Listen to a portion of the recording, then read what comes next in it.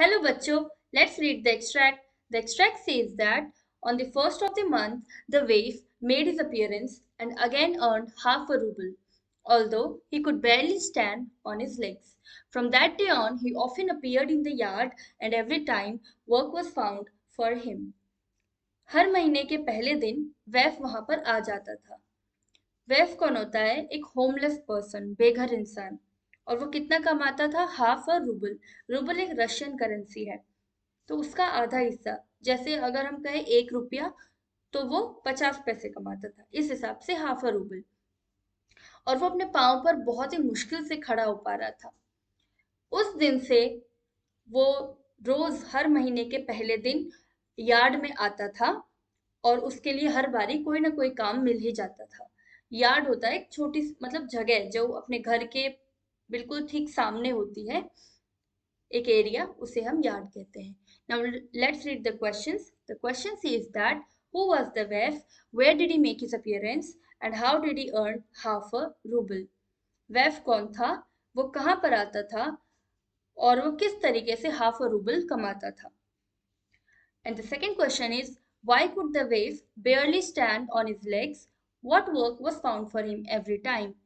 वेफ जो था वो अपने पाँव पर बहुत ही मुश्किल से क्यों खड़ा हो पा रहा था, और उसके लिए जो काम था वो हर बार कैसा काम देखते थे, वो क्यों अपने पाँव पर मुश्किल से खड़ा हो पाता था, और उसके लिए जो काम था वो कैसा काम था जो हर बार उसके लिए मिल जाता था। Now let's understand the key concept, the वेफ and the odd task he did.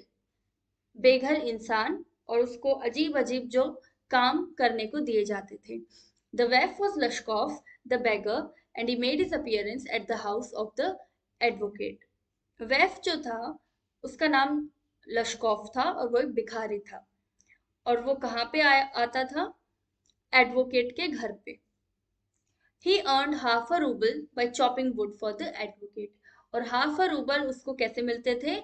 Advocate के लिए लकड़ियां काट करके। Wef could barely stand on his legs as his addiction to alcohol had made him very weak.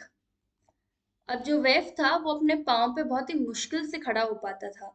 क्यों? क्योंकि वो शराब पीता था और शराब ने उसको बहुत ही कमजोर कर दिया था।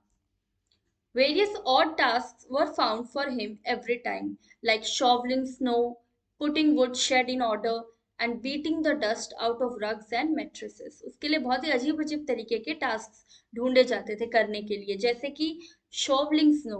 शोवल क्या होती है? जिसे हम हिंदी में फावड़ा कहते हैं, तो उससे बर्फ हटाने का काम हुआ।